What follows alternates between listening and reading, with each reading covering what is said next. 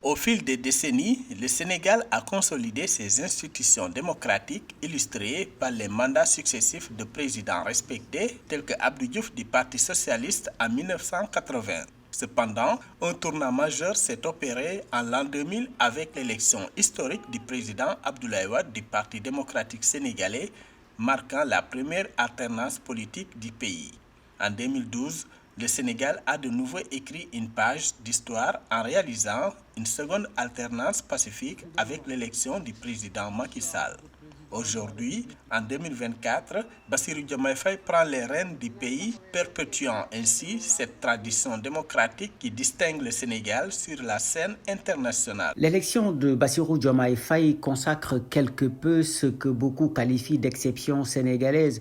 Pourquoi? Parce que le Sénégal est pratiquement l'un des rares pays, sinon le seul pays de la sous-région à connaître des alternances démocratiques sans véritablement passer par des coups d'État. Pour parler un peu d'historique, on va remonter surtout à la première alternance en 2000 avec l'arrivée au pouvoir du président Abdoulaye Wade qui a su terrasser l'ogre socialiste qui dirigeait le pays depuis les indépendances jusqu'en 2000 et qu'il y ait une passation pacifique entre le président Abdoulaye Wade et le président Abdou Diouf. Et c'est le même scénario qui s'est produit en 2012, là, qui a montré encore la maturité du peuple sénégalais qui, au lieu de verser dans les putsch et les coups d'État, décide toujours de sanctionner le pouvoir en place s'il est mécontent de ce pouvoir au niveau des urnes. Cette transition politique en douceur souligne l'engagement du peuple sénégalais en faveur de la démocratie, de la paix et de la stabilité.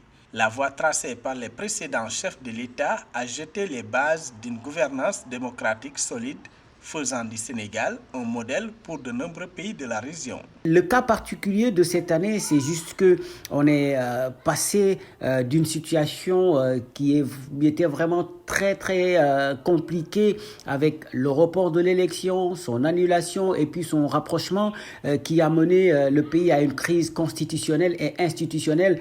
Et puis ce qu'il faut retenir, c'est que c'est la première fois qu'un chef de l'État décide de ne pas briguer un autre mandat, de ne pas participer à une élection, en l'occurrence le président Macky Sall. On a vu qu'en 2012, le président Abdoulaye Wade avait fait le forcing pour aller chercher un troisième mandat, mais le peuple sénégalais s'est levé pour dire non. Il a forcé et il a été sanctionné finalement par les urnes.